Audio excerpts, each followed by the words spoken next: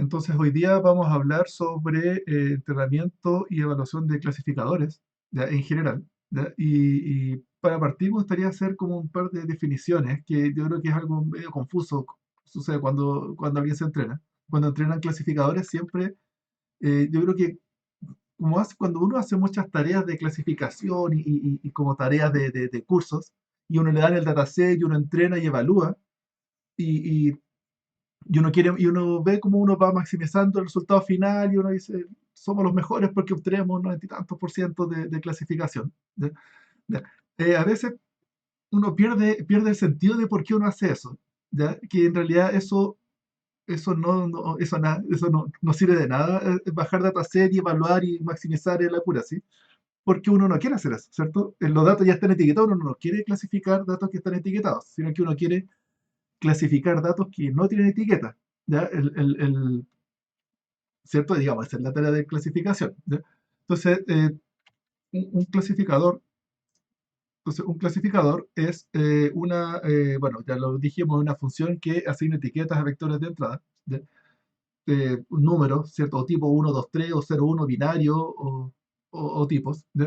Y el objetivo del clasificador, como les decía, no es clasificar los datos de entrenamiento, sino que es clasificar datos desconocidos, ¿ya? Datos futuros. ¿Ya? Y eso hace que sea súper difícil evaluar un clasificador porque uno quiere evaluar lo que va a suceder después, ¿cierto? Supongamos que queremos hacer como en el taller ustedes se tienen que enfrentar a eso.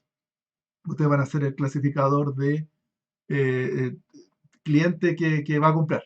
¿Ya? Entonces tienen datos del cliente y si es que va a comprar o no va a comprar. Y ustedes tienen datos de entrenamiento y ustedes pueden maximizar el resultado en sus datos de entrenamiento. Pero eso no tiene sentido. Si ya tienen el resultado, ustedes quieren clasificar nuevos clientes. ¿Ya? ¿Cierto? Ese es el objetivo. ¿Y cómo uno evalúa sobre nuevos clientes? Porque esos clientes no están todavía, esos van a llegar en el futuro. ¿Ya? ¿Ya? Entonces, ese es el juego que a veces uno se termina confundiendo, en especial cuando van aprendiendo. ¿Ya? Pero espero ahora hacer un par de definiciones para que quede más claro, ¿ya? Entonces, el objetivo del clasificador es etiquetar datos futuros, ¿ya? O desconocidos. ¿Ya? Llamemos a esos datos los datos de producción, ¿ya? Que son los datos, en este ejemplo de la tienda, de la tienda e-commerce, que quiere predecir si un cliente va a comprar o no. Eh, Tenemos datos de entrenamiento de clientes, datos de clientes y si es que han comprado o no han comprado. Ok, esos son los datos de entrenamiento. ¿Ya? Y esos datos asumimos que van a ser muy parecidos a los clientes que van a llegar el próximo mes, cuando pongamos este sistema en la tienda de verdad y empiece a predecir sobre los clientes que lleguen. ¿Ya? ¿Ya? Entonces, los datos de entrenamiento son una muestra de los datos de producción, ¿ya? De estos datos futuros que vamos a recibir. ¿Ya? Tienen que ser parecidos. ¿Ya? Y además, los datos de entrenamiento, además de que sean parecidos, tienen que tener la respuesta correcta. ¿Ya? Que esa, la etiqueta correspondiente. ¿Ya? ¿Ya? Entonces, en el entrenamiento, ¿cierto? Que si que cae una línea del tiempo, y acá es hoy, necesariamente supongamos que vamos a tomar datos desde aquí, y aquí tenemos datos entrenamiento, llamémoslo train más corto. ¿Ya? ¿Ya? Y aquí tenemos datos con su etiqueta real, y en realidad lo que a nosotros nos interesa es clasificar el futuro. ¿Ya? Y aquí no tenemos etiqueta posible. ¿Ya? ¿Ya? Espero que se entienda eso, ok. Y los datos de entrenamiento, entonces, tenemos que asumir que los clientes que llegan acá son parecidos a los clientes que van a llegar acá. Esa es como la suposición más, ¿cierto? No es que uno tiene que asumir eso. ¿Ya? Pero más que asumirlo, uno tiene que cuidarse que sea así. ¿Ya? ¿Ya? Y entonces hay que tener ojo con los datos de entrenamiento, que nos sirve cualquier dato etiquetado. Por ejemplo, no, que es muy fácil etiquetar los datos de cierta sucursal, digamos.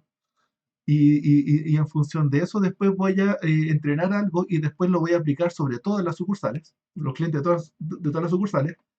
Ahí uno está haciendo un juego de fe, de, de que los clientes de una sucursal son parecidos a los de las otras sucursales, ¿ya? Y eso puede no suceder, y eso hay que tener entonces las recomendaciones, mucho cuidado con eso, ¿ya? con que los datos de entrenamiento predigan los datos futuros, digamos que los datos de producción. ¿Ya? Porque eso es que eso no tengo una regla más allá de que, ojo, que tienen que ser parecidos, tener comportamientos similares. ¿Ya? Bien, bien. Entonces, un clasificador es una función que recibe un vector de entrada, f, y calcula la f, ese vector de entrada, y da la etiqueta. 1, 2, 3. ¿Ya? Esta función f, supongamos que es, por ejemplo, la red neuronal o el árbol de decisión. ¿Ya? Eh, Hace entonces distintas operaciones con este vector de entrada para generar, decidir cuál es la salida que quiere. ¿Ya? Y para hacer eso tiene que operar de alguna forma con estos números, con algunos valores. Y eso se llaman los parámetros del clasificador. Y esos parámetros se ajustan según los datos de entrenamiento. Es decir, se ajustan para cada vector de entrada tiene su salida y uno ajusta entonces las operaciones internas para que entregue la salida que corresponde a cada entrada. ¿Ya? ¿Ya? Bien, entonces, ¿alguna pregunta hasta ahora? ¿Alguna duda? ¿No? Ya, no. ¿O alguna ahí? ¿Profesor? Sí, mira. Sí, no sé si... Lo que pasa es que obviamente nosotros tenemos el conjunto de datos, ¿cierto? Que va a ser como la historia de... o sea, obviamente por fecha, etcétera. La historia de los clientes, por ejemplo. Ah, ok. Bien. Para poder comprobar en este caso, por ejemplo, que los modelos que estamos haciendo están bien, podríamos o deberíamos tomar, por ejemplo, alguna fecha pivote donde entrenamos con un conjunto hacia atrás y tomamos lo que queda hacia adelante para predecir eso, que ya están dentro de nuestro Así es. dataset. Así es, ya, justamente, y eso es lo que me quiero, es lo que me quiero ir adentrando, porque eso hay que hacerlo con cuidado, pero efectivamente. Pero para que vean que hay un hoy, el hoy de hoy, y entonces tenemos el pasado, y entonces todo lo que está acá es dato de entrenamiento, ¿no? Y esto de acá, datos de producción. Pero claro, ¿cómo evaluamos datos de producción? Entonces ahí es donde, como tú bien dices, hay que crear un corte, un hoy entre comillas, pero en el pasado. ¿Ya?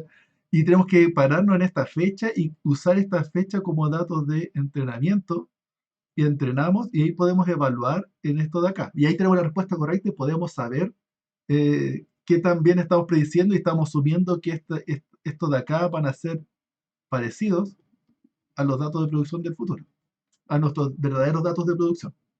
¿Ya? Eso es lo que acabo de decir, efectivamente. Entonces hay que hacer este juego hay que hacerlo con mucho cuidado, que es lo que espero es lo que quiero repasar ahora. ¿Ya? Ya, y de hecho, bueno, adelantándome, este conjunto de acá, ese de ahí, sería el conjunto de test. ¿Ya? Ya, el conjunto de test es el conjunto que eh, es una muestra de cómo van a ser los datos de producción. ¿Ya? Y uno divide entonces los datos de entrenamiento, que eran datos de entrenamiento total, uno lo tiene que dividir en dos subconjuntos. Y ahora ya los datos, más que datos de entrenamiento, ahora ya no son datos de entrenamiento, se llaman los datos etiquetados. Y ahora los de entrenamiento van a ser los que están aquí, y etiquetamos sobre el test. Y el test asumimos que es parecido a los de producción. Me está quedando medio desordenado el gráfico. Ya, pero ¿estás de acuerdo, cierto? Con esto. Hoy, producción. Entonces es que esto de aquí sería train. Y ahora con otro color. En realidad vamos a tomar otro hoy y vamos a usar esto como train, y vamos a usar y esto se va a llamar el test.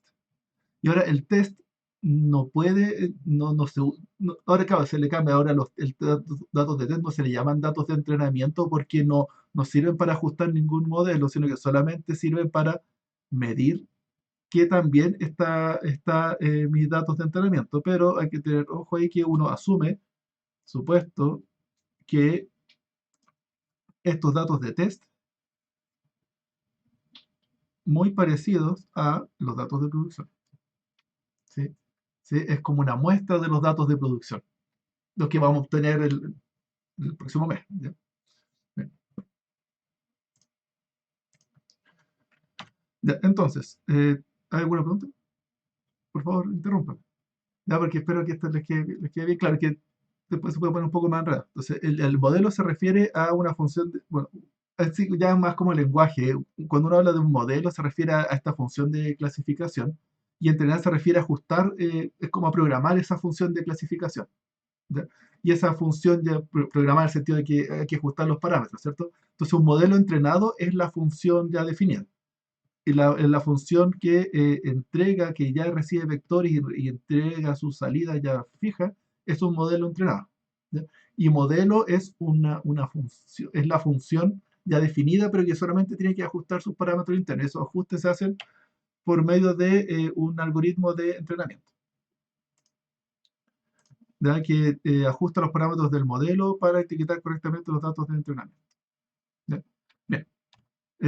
Y se espera que el entrenamiento capture, claro, bueno, otra cosa que hay que decir, ¿cierto? Es que uno no quiere entrenar los datos de entrenamiento, no quiere entrenar los datos de producción, porque si no es muy simple el entrenamiento. Bueno, para tomar esta misma línea, entonces si tomamos los datos de entrenamiento es muy fácil sacar 100%, hay que hacer puros if.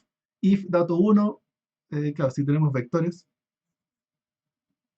a ver, si tenemos una matriz de vectores, y para cada uno tenemos su salida esperada, no sé, 1, 0, 1, 0, 1, 0.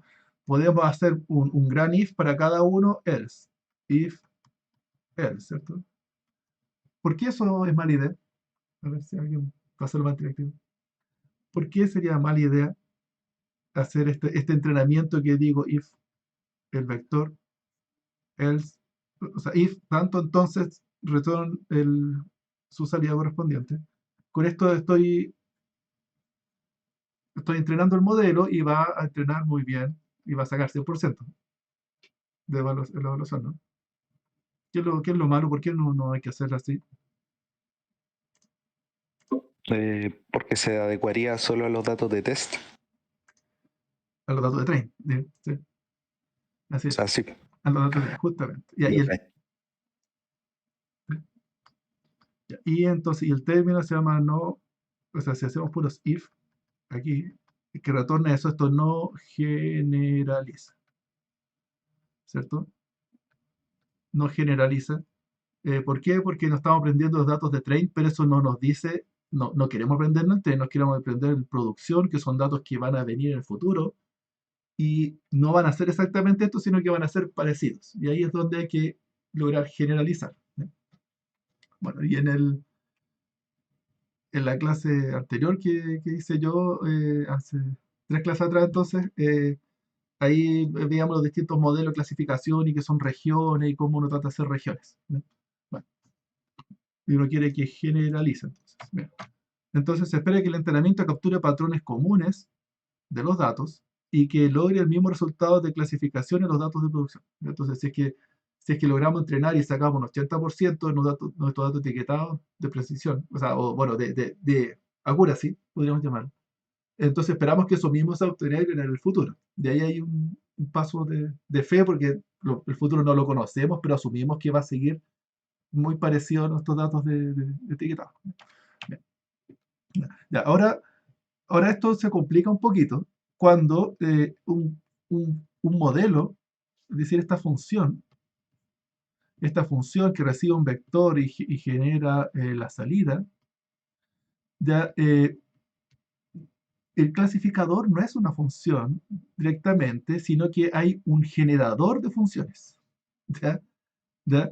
Entonces, en realidad, el algoritmo, el clasificador, como uno dice, un árbol de decisión, por ejemplo, en realidad un árbol de decisión no es un modelo, sino que es como un generador de un tipo de modelos, y uno puede generar muchos tipos de modelos. Por ejemplo, una red neuronal, si aquí decimos una red neuronal, una red MLP, en realidad hay muchas redes, en especial los parámetros más difíciles son cuántas capas son.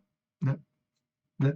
Eso define como la función internamente, y después que uno la tiene definida, eso define cuántos parámetros hay que entrenar y después eso se entrena. ¿Ya? Pero entrenar significa ajustar sus parámetros, no a definir la arquitectura. ¿Ya? Entonces, acá hay otro paso que son parámetros que ya no son parámetros de la clasificación, sino que son parámetros que definen la forma de clasificar. ¿Ya? Y esos parámetros se les llaman los hiperparámetros, ¿cierto? Porque definen cuántos parámetros van a haber para entrenar, para ajustar después. ¿Ya? ¿Ya? Entonces, espero que vean ahí por qué se llama hiperparámetros. ¿Ya? Los parámetros, es súper fácil de ajustar parámetros porque se hacen mediante el algoritmo de entrenamiento. ¿Ya? El algoritmo de entrenamiento ajusta los parámetros para que haga un buen fit de los datos. ¿Ya? Pero hay otros parámetros previos que definen ese algoritmo y esos escapan de este algoritmo de entrenamiento. ¿Ya? Y esos son los hiperparámetros. Y estos son los hiperparámetros, ya nos dan una complejidad para entrenar. ¿Ya? Hiperparámetros típicos son, bueno, en las redes MLP hay varios hiperparámetros, ¿cierto? Número de capas y tamaño de capas, número de capas y tamaño.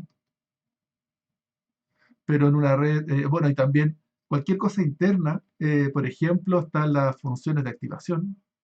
La arquitectura en general de la red es un hiperparámetro. ¿Ya? Eh, y no solo eso, hay otros tipos de hiperparámetros que son los parámetros del algoritmo de entrenamiento. ¿Ya? El mismo algoritmo de entrenamiento tiene parámetros. ¿Ya? ¿Ya? Pero esos son los parámetros del algoritmo de entrenamiento. Recuerden que una vez que está definido el algoritmo de entrenamiento, ese algoritmo de entrenamiento ajusta los parámetros del modelo. ¿Ya? Pero si ese algoritmo de entrenamiento tiene parámetros, está difícil de ajustarlo. Esos también son hiperparámetros. ¿Ya? ¿Ya? Y aquí hiperparámetros típicos de este estilo son, por ejemplo, se me olvidó el nombre, el ADAM. El learning rate, el ajuste del learning rate. Learning rate. Pero no es el learning rate mismo, sino que hay un ajuste de cómo va decreciendo. El optimizer, eso era el nombre. ¿Ya? Escoger el optimizer. Y los optimizers también tienen parámetros. ¿Ya? El nivel de decaimiento del learning rate, por ejemplo. ¿Ya? ¿Ya? Entonces, esos son hiperparámetros. El problema ahora es cómo ajustamos los hiperparámetros. ¿Ya? ¿Ya? Espero que vean los hiperparámetros y que logren diferenciar los hiperparámetros de los parámetros. ¿Ya? Los parámetros usualmente son millones y uno ni los mira porque se ajustan solos. ¿Ya? ¿Ya? Pero los hiperparámetros cada uno es una complicación, porque tenemos que nosotros jugárnosla de alguna forma. Entonces, la forma trivial o naif de hacer esto es que los hiperparámetros se ajustan manualmente y hay que ir probando.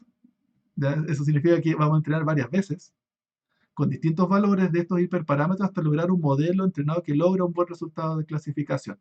Y esto es lo que está difícil, logra un buen resultado de clasificación. ¿Ya? Y entrenamos varias veces y quedarnos con el que logra un mejor resultado de clasificación. ¿Ya? Eso está difícil. ¿Ya? ¿Por qué? Porque como lo dije recién, acá hay una división que estamos haciendo. Entonces dijimos, nos interesa predecir este de acá, producción. Y para hacer eso es que vamos a hacer con otro color, vamos a hacer una nueva fecha, un hoy del pasado.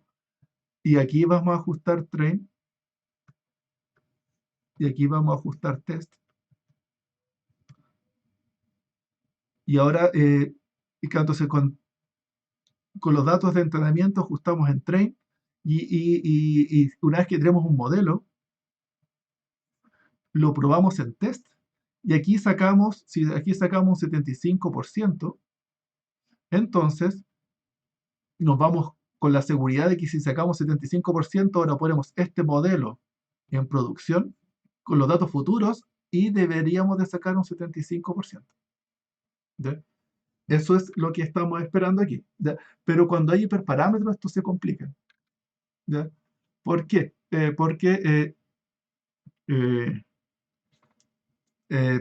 ¿cómo ajustamos los hiperparámetros? Porque ven, aquí dije train, tenemos un gran conjunto de entrenamiento, entonces nuestros datos, nuestro dataset se ajusta y trata de calcular estas regiones sobre train, y una vez que logró algo, probamos sobre test y sacamos 75%.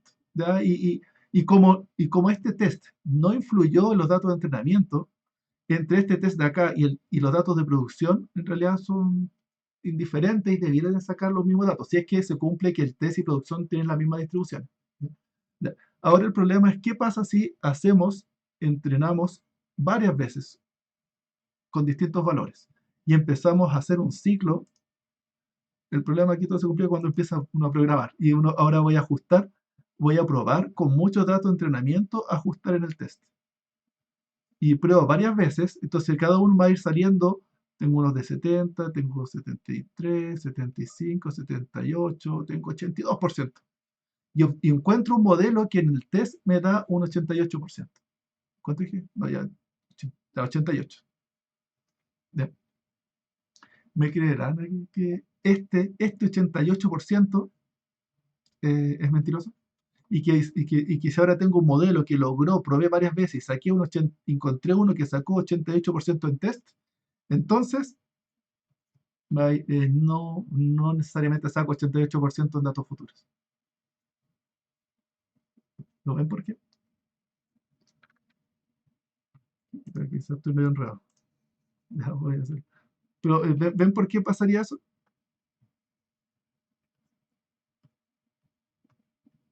Hoy. Porque el modelo está sobreajustado. ¿Y por qué sucede eso? ¿Por qué sucede? ¿Por qué está sobreajustado hoy? Entonces aquí voy a poner hoy entre comillas. Y esto es train. Y esto es test. Y uno asume que test es parecido a producción. ¿Por qué? Porque los datos de test están influyendo en el entrenamiento. O sea, eso es lo que no puede suceder. Los datos de test no pueden influir en el entrenamiento. Si los datos de test influyen en el entrenamiento, entonces estos datos de test ya no son una muestra de los datos de producción, ¿ya? Sino que ahora me estoy ajustando a este conjunto de test, ¿ya? Es decir, si tengo los datos, supongamos que tienen una distribución, entonces supongamos que los datos vienen así como en una elipse, ¿ya? Entonces uno viene y los datos de producción salen de aquí siguiendo una elipse, ¿ya? Y los datos de test también salen de esa misma fuente. Voy a echar otro color. Los datos de test también salen de esta misma fuente, ¿ya? ¿Ya? ¿Ya? Entonces se parecen. El problema es que no son idénticos, por supuesto, sino que son sampleos dentro de una distribución de cómo es el mundo real, ¿ya? Cuando uno hace un ciclo entrenando sobre test, esencialmente ahora los datos de test son parte del entrenamiento, ¿ya? Y eso hace que esencialmente uno podría estar haciendo unos ajustes de ese estilo. Porque se está ajustando a los datos de test. Y eso no es una muestra de datos de test. Ahora, para nuestro modelo, si lo evalúo ahora aquí, y aquí me da un 80%, como esto lo usé como dato de entrenamiento indirectamente, ¿ya? Pero está influyendo en el entrenamiento. Ahora este dato podría estar ajustándome a este conjunto en particular, ¿ya? Y este 80% que saco en test entre comillas, que ya no es test. ¿Por qué? Porque está influyendo. Ya esto no es un predictor de cómo va a ir en el futuro, ¿ya? Ese es como el mayor problema, ¿ya? Eh, ¿Cómo se resuelve ese problema? Lo que se haya pasado en el curso de Machine Learning, ¿no? Si mal no recuerdo, había que utilizar un método de ir cambiando los conjuntos. El de test no tenía que ser siempre el mismo conjunto. Algo con Cross Validation, no recuerdo exactamente. Ya, sí, pero no. Ya lo que, ya, Un tercero que es de validación. Así se tiene train, validación y test. esa era la respuesta, justamente. Ya, entonces, esto lo que me está diciendo, ya, es que justamente por eso es que me interesa hacer este repaso, porque siempre veo que ese cross-validation, todos quedan confundidos con cross-validation. Ya, y no es el punto. El punto, como bien decía, es que si Si estamos separando, yo te agarro el mismo color. Si estamos separando, si estamos tomando train y test y estamos ciclando aquí, nos estamos quedando en realidad sin test.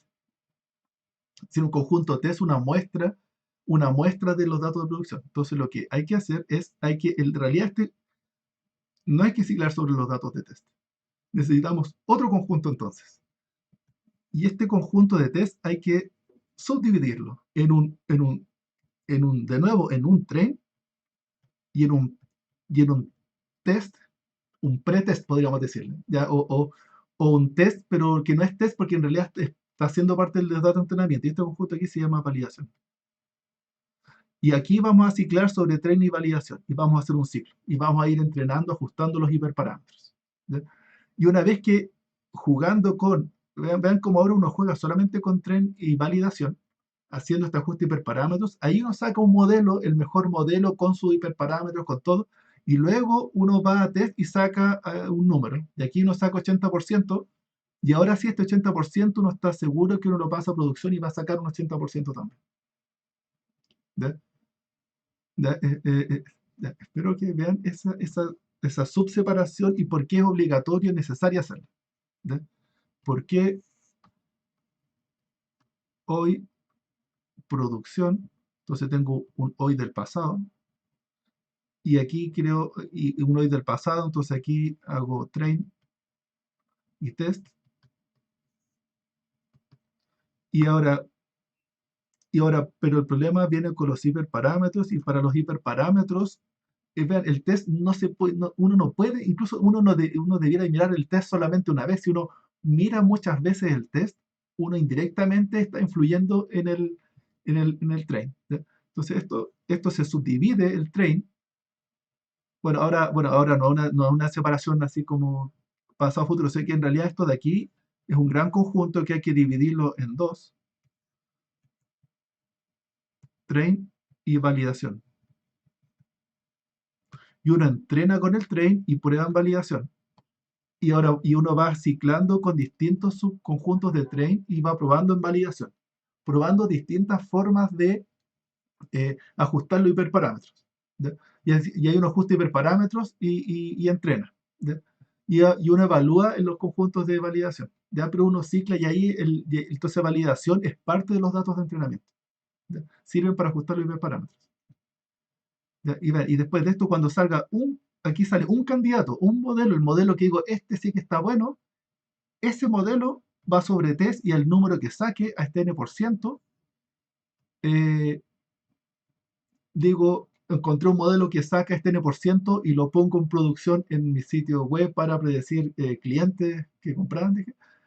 Y esto debiera de implicar ese mismo n% en el futuro, ¿ya? Y eso da garantías. Y la única razón de si es que hay una diferencia muy grande acá, la única causa posible es que los datos no estaban siendo, este conjunto no estaba siguiendo la distribución de los datos de producción. ¿Ya? Es como la única causa, ya no es culpa de, de, de mi estrategia para entrenar. Ya no es que mi estrategia estuvo mala, sino que ahí ya, si es que lo hago así y evalúo solamente una vez el test y no me da lo mismo en producción, es porque el test no representa los datos futuros. Y en este hoy tiene que haber habido un cambio acá y estoy entrenando con datos que no son iguales a los que estoy probando, pues lo que les decía. Estoy entrenando con datos de una región y estoy hablando en otra y quizás eso impacta mucho en el comportamiento. ¿Ya? Bien. Ok, ya, espero que vean ese conjunto entre validación. Entonces ahora, eh, entonces, cuando uno entrena los hiperparámetros y se ajusta manualmente, hay que hacer estas separaciones. Y entonces aquí en realidad hay dos problemas que siempre están dando vuelta y que los repiten aquí, alguien ya los mencionó. En realidad, el underfit y overfit. Overfit es por lejos el más famoso. Y quiero detener un poco en overfit porque hay distintos tipos de overfit, ¿ya? Y todos se llaman igual y esto es un problema, ¿ya? Entonces, primero hablemos del underfit, ¿ya? Underfit significa que yo entreno con los datos, entreno y trato de evaluar cuántos entreno, voy a evaluar y saca 20%, ¿ya? O saca un valor muy bajo. Ya, si es positivo o negativo, saco algo cercano a 50%, 60%. ¿Ya? Entonces, eso se llama, el underfit ocurre cuando no se logra un buen resultado de clasificación, ¿ya? Y eso significa que eh, eh, mi algoritmo de clasificación no está separando bien los datos, no está encontrando el patrón común para lograr, dados los conjuntos de entrenamiento, entreno, saco un modelo al test, y en el test saco, en el train yo ajusto. Usualmente, como no es problema que en train uno saque 100% o 90%, 99%, el algoritmo de entrenamiento es el que hace eso, de que trata de ajustar modelos de entrenamiento a esos datos. Pero luego uno va a probar acá y si aquí saca 90%, voy acá y saco un 10%. Chuta, está mal. Bueno, o supongamos que esto es binario. Ya, supongamos que esto es binario. Aquí saco 90, aquí saco 55%. Un poquito más de 50, pero muy bajo. ¿Cierto? El límite al azar sería 50. ¿Ya? Y uno dice, chuta, le está yendo mal a mi clasificador. ¿Qué es lo que hay que hacer? A ver, dígame, si saco un clasificador y el clasificador está sacando mal resultado, ¿qué hay que hacer ahí? ¿Qué harían ustedes? ¿O qué van a hacer ustedes en el taller? Cuando saquen un resultado de clasificación y está yendo, saca un resultado, está muy mal. 55, el proyecto no se ve bien. ¿Qué hay que hacer ahí? Tal vez si son muchas variables, quitar algunas respecto a algún esquema para decidir cuál variable se queda o no ¿cómo se llaman estos algoritmos que no son algoritmos, son estas técnicas para saber qué variable influye en la variable Feature de select. salida? Feature select, Eso. estás diciendo. Más o menos, más o menos. Primero, o sea, ok, puede ser, pero hay algo que hacer algo. Bueno, en realidad sí, es una forma. Sí, hay que hacerlo. ¿Se puede aumentar la capacidad del modelo? Eso es lo que. Bien, ok, de hecho ese es el punto uno que está diciendo. El clasificador requiere más iteraciones durante el entrenamiento. O hay que ajustar los hiperparámetros que escogí eran muy malos. Entonces, si tenía una capa y con 3, en realidad me faltaba, tenía que tener 10 capas y hay que ponerle más power al entrenamiento. ¿Ya? Que eso puede ser. ¿Ya? Entonces, eso se llama el underfit. Cuando hay underfit, a veces la causa es que le falta poder de procesamiento al modelo y hay que entrenarlo más. ¿Ya? Más iteraciones si es que es una red neuronal. Más árboles si es que es un random forest. ¿Ya? Eh, eh, bueno, dentro de los distintos hiperparámetros hay que ponerle más poder expresivo, creo que sería el término, al modelo. Un SVM hay que ajustarlo, ya no, quizás no es un SVM lineal, tiene que ser un SVM RBF o cambiar algún kernel, algún parámetro para que sea un mejor modelo. ¿Cierto? Recuerda que quizás los datos son circulares y nosotros estamos probando, ¿recuerdan esto? El ejemplo que les había dado. La clase 1 son rojos, la clase 2 son azules, y el SVM entonces es un modelo lineal, entonces no hay recta que logre un buen resultado acá. ¿Ya? No hay recta. ¿Ya? Entonces uno dice, claro, pero si es que uno lograra definir un mejor modelo que sea circular, ahí saca un súper buen resultado. Entonces uno le echa la culpa al modelo, al clasificador, que es muy poco poderoso, o a veces uno se cambia de modelo, quizás está usando regresión logística y era muy malo y tengo que cambiarme de algoritmo, ¿no? Al SVM, con la red neuronal. ¿Okay?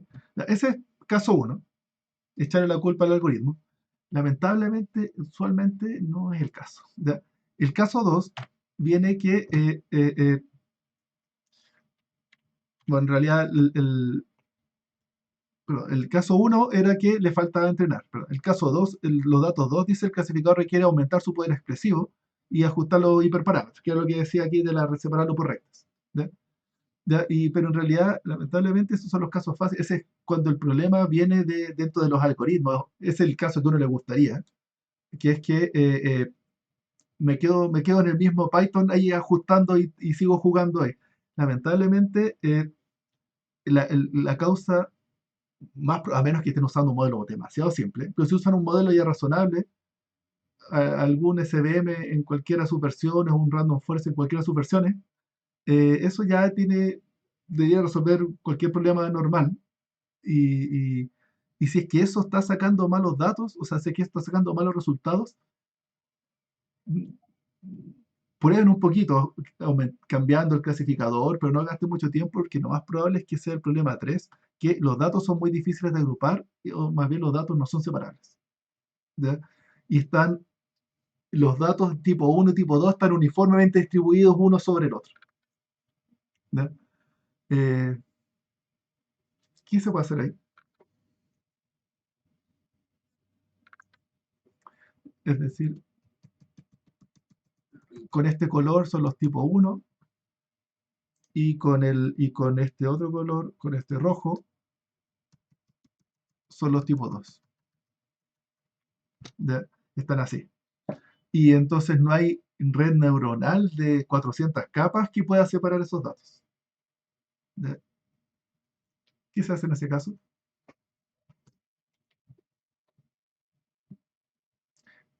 Se me ocurriría probar con modelos que no son, ¿cómo se llama? Que no son como tan lineales, o sea que, no sé cómo decirlo. No, pero no por Probar ahí. con otros modelos. No Ok. por ahí. No tengo que ser enfático en decir que no. No. ¿Alguna otra idea?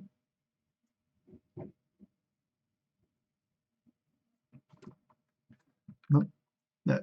Espero que a ustedes les va a pasar este caso. Y yo diría que el caso más común cuando uno está haciendo análisis de datos.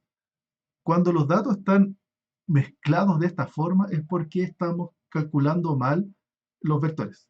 Recuerden que existe una entidad y un comportamiento y eso se representa mediante un vector. ¿Ya? Y eso es la representación del contenido, el feature vector, ¿cierto? Hay un cliente, o sea, vean, aquí cada puntito sería un cliente y los clientes que compran y que no compran eh, los vemos indistinguibles entre sí. ¿Ya? Eso es lo que está sucediendo. ¿Se le ocurre? ¿Qué es lo que hay que hacer? Estamos representando los clientes según sus datos, su ingreso promedio, compras anteriores, de qué comunas son. Y ahora vamos a ver, según todos esos datos, los que compran, los que no compran, y los vemos indistinguibles. ¿Qué habría que hacer ahí?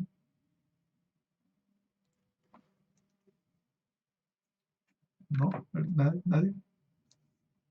Van a tener que hacerse esa pregunta en el taller, es muy probable que les suceda. Bueno, hay que representar de otra forma los clientes. ¿Ya?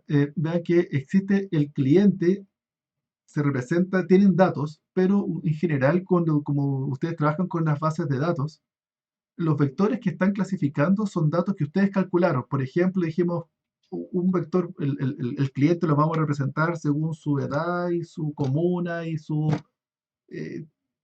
compras anteriores, ya categoría, tipo de producto desde la última compra. ¿Ya?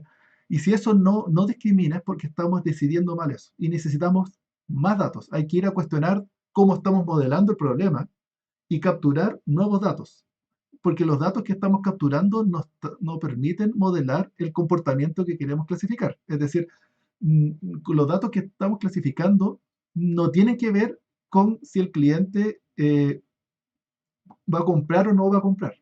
¿Ya? Estamos capturando mal los datos. Entonces eso hace cuestionarse la captura de datos. ¿Ya? Y en los modelos, y esa es otra diferencia cuando hacen tareas de Machine Learning, cuando hacen tareas de Machine Learning los datos se los dan. ¿Ya?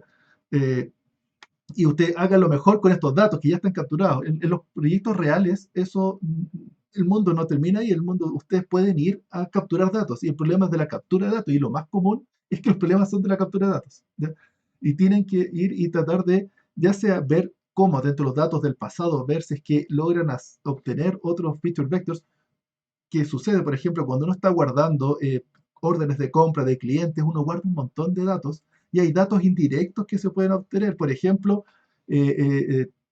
no sé, la compra, las compras pasadas o la compra del familiar, por ejemplo. Entonces, si tuviéramos clientes, bueno, tuviéramos quienes son familiares, quizás va por el familiar el que decide si es que yo compro o no compro.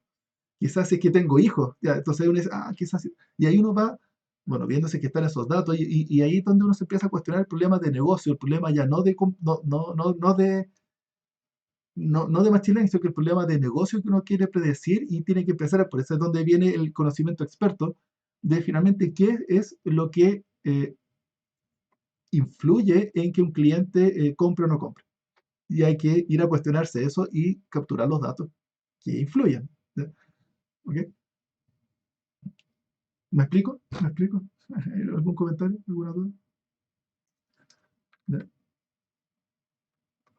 Usualmente esto se los tengo que recalcar, se los recalco porque a la gente, a las personas, a los estudiantes de Machine Learning no les gusta eso y lamentablemente es lo que siempre sucede. ¿Ya? ¿Por qué no les gusta a los estudiantes de Machine Learning? Porque nos hace salirnos de Machine Learning. Ya no es un problema de algoritmos. ¿Ya? No es un problema de que se resuelva con Python. ¿Ya? Es un problema que se resuelve eh, modelando un problema ya de conocimiento experto. ¿Ya? ¿Ok? Y bien. ¿Alguna duda? ¿Algún comentario? ¿Alguien que no esté de acuerdo? También puede ser. Entonces la única opción que hay si es que no sucede ese caso es buscar o más datos o tratar Así de es. ver qué datos se podrían integrar, Así es. aparte de los que ya tenemos. Así es. Así es. Sí, así es. Así es. Y ese caso como que es como que lo evitan, lo que yo veo cuando hacen tareas, como que lo evitan porque se llama el wishful thinking, el pensamiento deseoso sería el nombre, pero así como el pensamiento así como mágico de que el problema reside donde me gustaría que esté. ¿Ya? ¿Y por qué? Porque uno está entrenando, uno quiere ajustar mejor, quizás era la función de activación y uno va probando. Ya. Usualmente no tiene nada que ver con eso. Usualmente son problemas de datos y de que los datos no están modelando el comportamiento. Y para lograr un mejor resultado de clasificación hay que capturar los datos que influyen. Y eso ya no es un problema de machine learning, ni de informática, ni de computación, sino que es un problema del negocio. Del ejemplo que estoy dando ahora de clientes de e-commerce, un problema de e-commerce, no sé, un ingeniero comercial sabrá eso. ¿Ya? Y hay que preguntarle, y ahí es de ahí donde viene que el taller tenía que hacer un estudio del arte, entender cuál es el problema del negocio y capturar los datos que corresponden. Bien, ya, ok. Entonces, ya, esto hay que decirlo entonces. Ojo entonces con el underfit porque puede ser un problema fácil, dejar entrenando más, puede ser caso bonito, cambiarse de modelo, la revisión logística era muy mala, usemos una red convolucional, una red recurrente, o, o como tercera opción, los datos están mal. Los datos no modelan el comportamiento. Bien. Así que yo ojo a ustedes porque si los datos van muy mal, casi seguro que es el problema, el último caso que les digo. Bien. Ok, entonces, ya, eso era underfit. ¿Ya? Y el otro caso, el overfit, es que los datos usados en el entrenamiento deben ser similares a los de producción, eso ya lo dijimos. ¿Ya? Y cuando voy este es el hoy, recuerden, este es el hoy, el test está etiquetado, así que ya pasó, y producción. ¿Ya?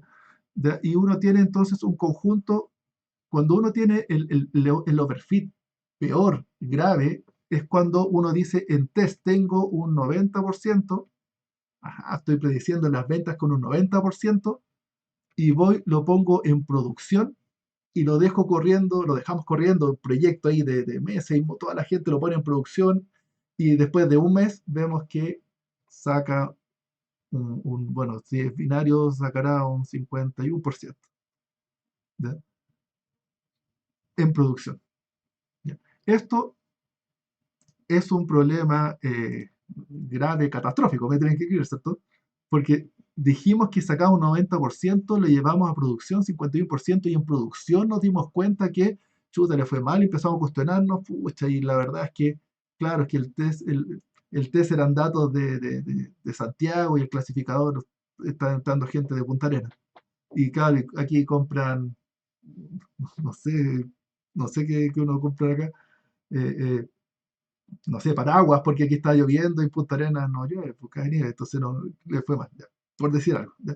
Eh, eh, y ahí nos dimos cuenta, pucha, está mal. Ok, y eso es un overfit. ¿Ya? Overfit porque hay una gran diferencia entre lo que nosotros pensamos en el dato de test y lo que nos ocurrió en la realidad. ¿Ya? Por favor, ojalá que nunca estén en este caso. ¿Ya? ¿Por qué? Porque este overfit es gravísimo, es el proyecto se fue abajo, uno quedó muy mal, alguien va a rodar una cabeza aquí, ¿cierto? Porque el proyecto tiene probabilidades de fracasar y es un costo para la compañía, todo va a decir, mira, perdiste el tiempo, tanto tiempo, y nadie quiere llegar a eso. ¿Ya? ¿Cierto? Entonces, por eso, para evitar esto en que uno no quiere hacer eso, es que uno tiene que hacer entrenamiento con cuidado. ¿Ya? Y este overfit que le llamaríamos tipo uno, estuve buscando nombres y no le encontré ningún nombre a esto, más que overfit. ¿Ya? Pero este overfit es que el que no queremos. ¿Ya? El que creemos que vamos a ir ¿y cómo se evita esto? ¿Cómo se evita esto? Este overfit grave, el que nosotros vamos con cierta confianza de lo que va a suceder en el futuro, lo ponemos y sale muy mal. ¿Ya? ¿Cómo evitamos esto?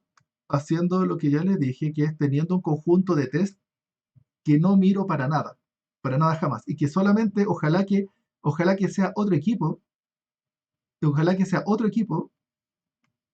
el que yo les paso mi modelo y le dice, yo estoy seguro, ponga este modelo en producción, va con un 80%, y esa persona que lo va a poner en producción no lo pone en producción, sino que lo evalúa con datos que ya tiene etiquetado, pero que jamás les mostró a ustedes. Y ahí va y dice, no, pues saca un 50%. Y se lo devuelve. ¿Ya? O por lo menos llegar a eso. ¿Ya? Eso sería la forma de evitarlo, ¿no? Y no pasar a producción y descubrirlo después de un mes. ¿Ya? ¿Ya? Entonces, para hacer eso es el conjunto de test. ¿Ya? El conjunto de test es un dato, es como un seguro de vida, podríamos decir, ¿ya? De que no van a rodar cabeza. ¿Ya? Bien. Ya, y que entonces, por eso, ojo con iterar sobre el conjunto de test, porque están poniendo su cabeza en riesgo. ¿Ya? Pueden estar haciendo overfit sobre ese test y por tanto, si entrenan mucho y miran mucho el test, indirectamente el test puede influir en su entrenamiento y podrían entonces tener en producción algún resultado muy distinto a lo que ustedes creen. ¿Ya?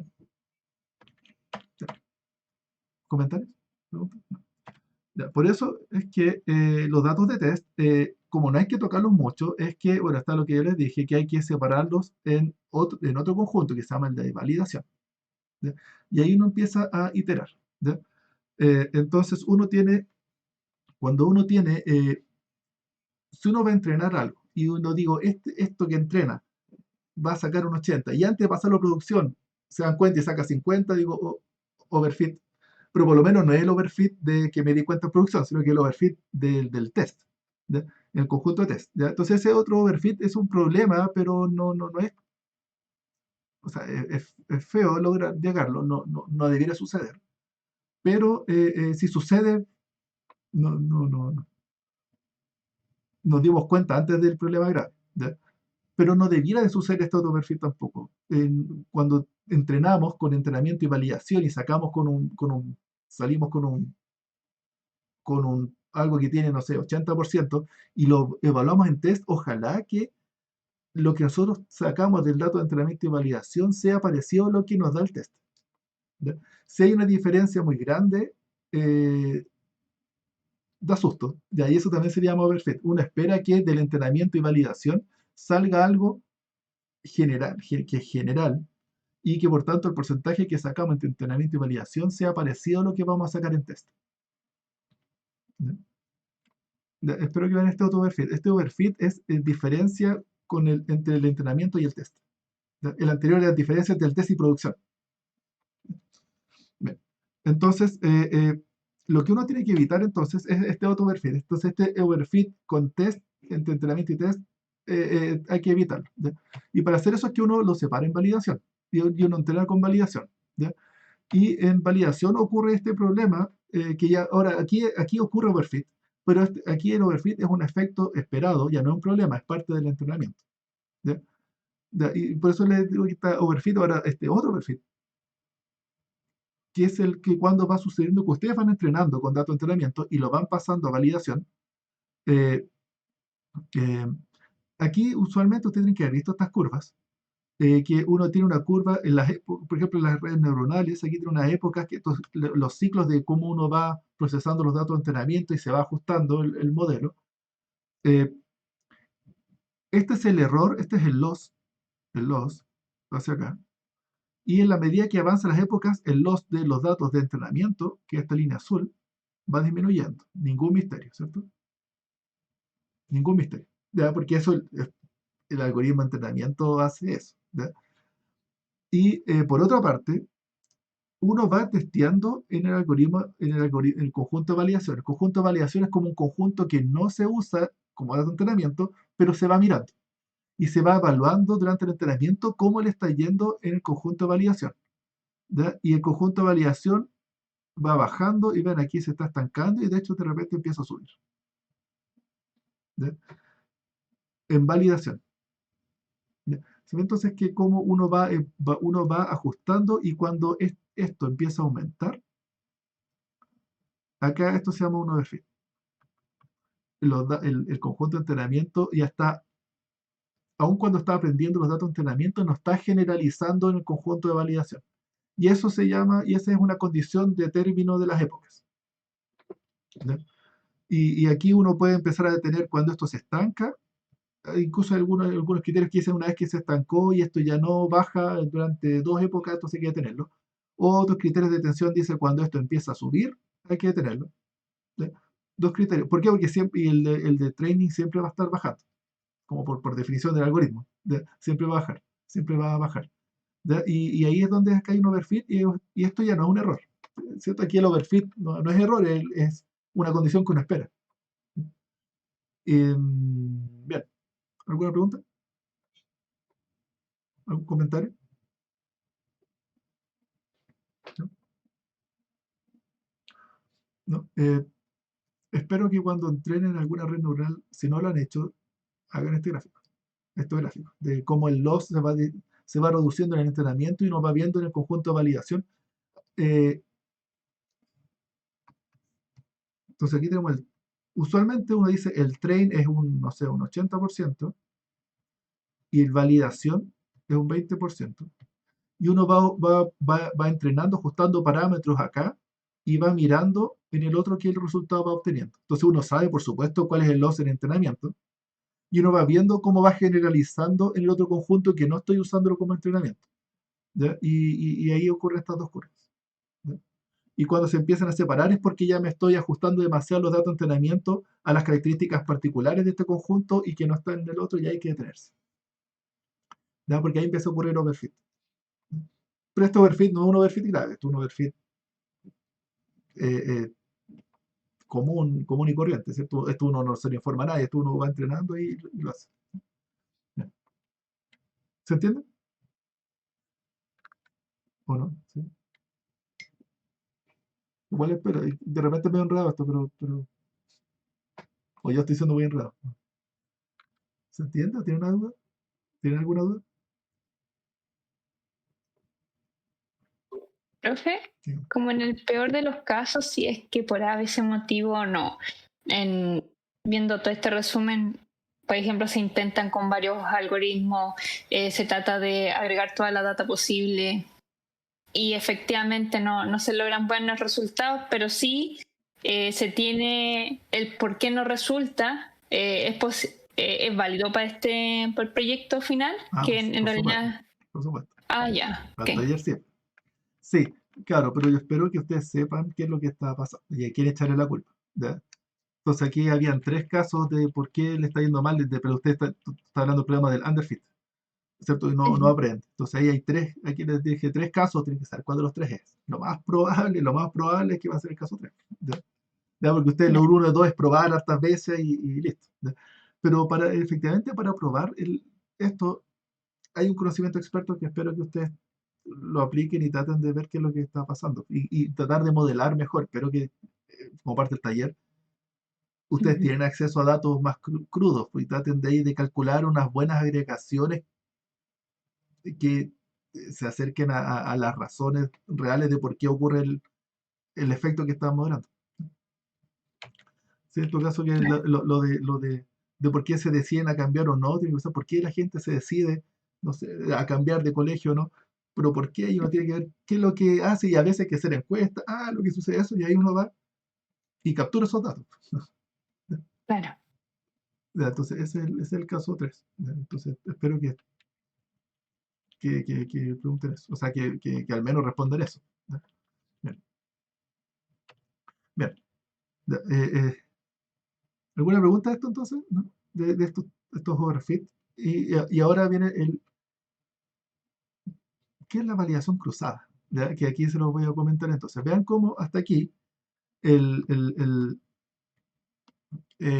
validation se usa, porque el nombre es súper engañoso, validación cruzada, pero aquí validation se usa como parte es parte de los datos de entrenamiento, el conjunto de validación. ¿Ya? Es como un test, pero un test interno, ¿ya? Que se usa para entrenarse. ¿Ya? Ya. El problema, validación cruzada nace cuando uno tiene poquitos datos. ¿Ya? Ojo con eso, poquitos datos. Si ustedes tienen 100.000, no tienen para qué preocuparse de validación cruzada. ¿Ya? ¿Ya? ¿Por qué? Cuando uno dice esto, ¿ya? Entonces estoy hoy, en el futuro tengo mi dato de producción, y aquí en el pasado tengo que hacer una separación en mi hoy del pasado, y aquí tengo el test. Y bueno, el train. Si tengo poquitos datos, supongamos que estos son experimentos de, no sé, exámenes de cáncer de tiroides, por decirlo. ¿Ya? Y quiero hacer un detector de cáncer de tiroides. Y ahí estoy trabajando ahí con alguna, supongamos, estoy trabajando ahí con un laboratorio y me da muestras de paciente y no trata de hacer ahí un criterio. ¿Ya? Uno no tiene 100.000 exámenes de tiroides con cáncer o sin cáncer. ¿Ya? Uno tiene, no sé, lo más tendrá, no sé, 50 datos. ¿Ya? Y de esos 50 digamos que son 10 positivos. ¿Ya? ¿Cómo uno entrena con 10 positivos? ¿Ya? Porque más que nada uno le quiere después pasar a producción. ¿Ya? Y al pasarlo a producción, significa que yo tengo que saber qué resultado va a tener. ¿Ya? Y el problema es el conjunto de test. ¿Ya? El conjunto de test. A la división que haga, si tengo 10 datos positivos y digo voy a tomar un 20% de conjunto de test, y con el resto voy a entrenar. ¿Ya? Pero un 10% yo se me olvidó el número que dije, de, de, de 10, de 10, claro, tengo 10 positivos y supongamos que me quedan dos datos de test. ¿Ya? Y si ahora empiezo a entrenar y mi test son 2 ejemplos, eh, 2 ejemplos es un muy mal predictor del futuro, ¿no? Porque eh, son 2 ejemplos solamente, entonces como que no me permite con 2 muestras, y con 2 muestras no puedo generalizar a lo que va a venir en el futuro. ¿Ya? ¿Ya? Entonces ahí es donde cuando tengo pocos datos, no puedo separar un conjunto de test, porque al conjunto que separe me queda muy pequeño, y puede ser que por eventualidades con esos 2 datos logre un modelo que le va súper bien a estos 2 datos, aun cuando nunca lo hayan mirado. Eh, Podría darse que justo un modelo saca un 100%, que tiene dos, justo todos los dos, y en realidad en la práctica saca un 20%. ¿Ya? Pero es porque los conjuntos son muy pocos. ¿Ya? Ya, espero que vea ese problema. Entonces ahora, el problema se va a dar, aquí uno está en un problema porque no hay cómo dividirlo, porque siempre van a ser pocos. Ahí es donde viene validación cruzada. ¿Qué es lo que dice validación cruzada? Dice, no lo separe fijo. Y el problema viene de cortarlo en forma fija. ¿Ya? Entonces lo que vamos a hacer es que vamos a cortarlo, lo vamos a ir rotando el corte. ¿Ya? Entonces aquí lo que vamos a hacer es que supongamos que aquí lo dividimos en 10 trozos, y vamos a tener un conjunto de test, y vamos a entrenar con esos 9, y este es mi conjunto de test. Luego entreno con otros 9 y ese es mi conjunto de test. Y para testear, entonces entreno con los otros 9 y testeo sobre ese último, sobre el que me quedó. ¿Ya? ¿Ya? Y luego el resultado final es el promedio de todos los resultados de test que logré. Del promedio de las accuracies de estos 10 modelos que entrené. ¿Ya? Y ahora, como este es el promedio, vean, para cada uno de ellos, el puntito azul, el subconjunto azul, no influyó en el entrenamiento. ¿Ya? Y en el. ¿Pero qué? ¿Pero cuál es el resultado final del test? Y aquí no hay un conjunto de test, pero entonces el test es en la unión de estos 10 trozos azules. Entonces el promedio es promediar el resultado de los 10. Entonces si en algunos saqué 10%, en otros saqué 20, 15, 20, 10, el promedio de todos ellos es el test. Y este número es parecido a lo que va a suceder en producción en el futuro. ¿Ya? ¿Ya? Espero que vean eso, que es cuando los datos de test son muy pequeños, no puedo separar un conjunto de test. A la separación que sea, no generaliza. Ya, eso en los datos de ustedes, ojo con esto, que cuando son datos capturados como los que tienen ustedes, en general no es necesario. ¿Ya? Cuando tienen 10.000 datos, sacar un 10% le quedan 1.000, de 10.000 y sacan 1.000, esos 1.000 son bien al azar. ¿Ya? Es difícil ajustarse justo a esos 1.000. ¿Ya? Ahí la magia es la magia del sampleo aleatorio, del muestreo aleatorio. ¿Ya? Cuando son hartos no hay problema, pero si es que tienen 20 y sacan un 10%, son 2 y ya, claro, justo son 2. ¿Ya? Entonces ahí pueden pasar cosas que no generalizan. Bueno, si tienen datos, o sea, si tienen muchos datos, esto que les digo, 10.000 y sacan un 10%, y la verdad, y no, que vamos a hacer con validación cruzada, se están puro complicando porque les va a salir lo mismo. Ya lo he hecho, así que no tienen para qué complicarse. ¿Ya? Y si creen que por hacer esto, si es que tienen 10.000 datos, ¿ya? Y sacaban un 50% y creen que por hacer esto van a sacar ahora sí 60, no. Si hay diferencias mínimas. ¿Ya? ¿Ya? Porque cada fracción ya, si son números más grandes, varios miles, esas fracciones ya es difícil ajustarse cuando ya hay miles de datos entre medio, o sobreajustarse a la partición en particular. Ya.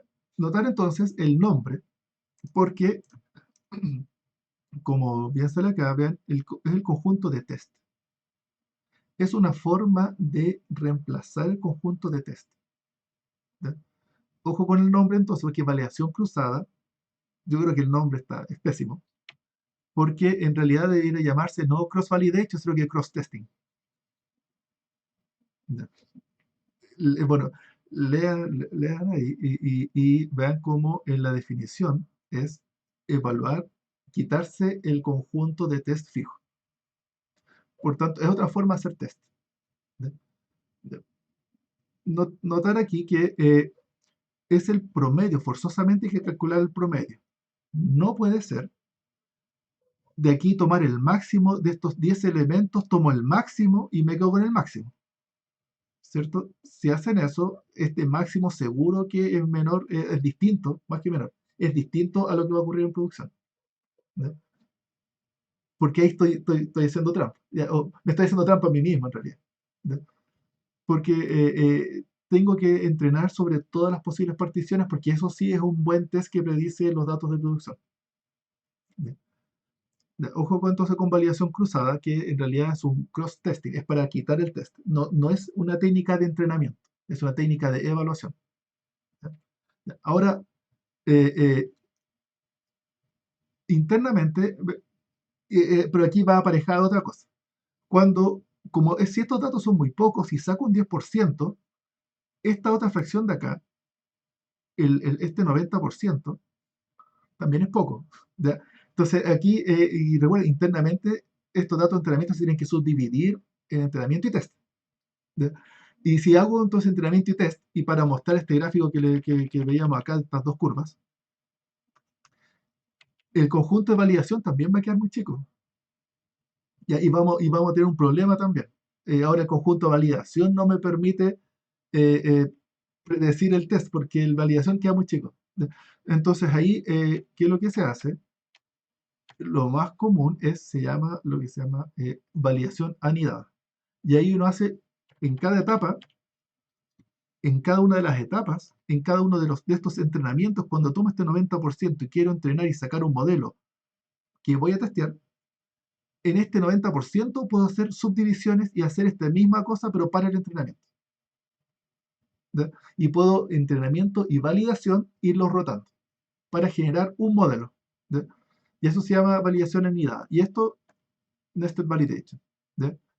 Y ahora sí uno está ajustando para el entrenamiento. ¿Ya? Y ahora sí uno está entrenando en formas parciales. ¿Ya? Y ahí sí es válido tomar el máximo. ¿Ya? Porque ahí hay juego del entrenamiento. Hay unas veces que el máximo, el mínimo, el promedio, la mediana, da lo mismo, porque es una cosa de entrenamiento. Eh, pero finalmente, ¿por qué? Porque después uno puede tomar el máximo, mínimo, entrenamiento, la mediana, da lo mismo. ¿Por qué? Porque uno está haciendo el entrenamiento. Después finalmente esto se va a evaluar. ¿Ya? Y en la evaluación vamos a ver cuánto sacamos. ¿Ya?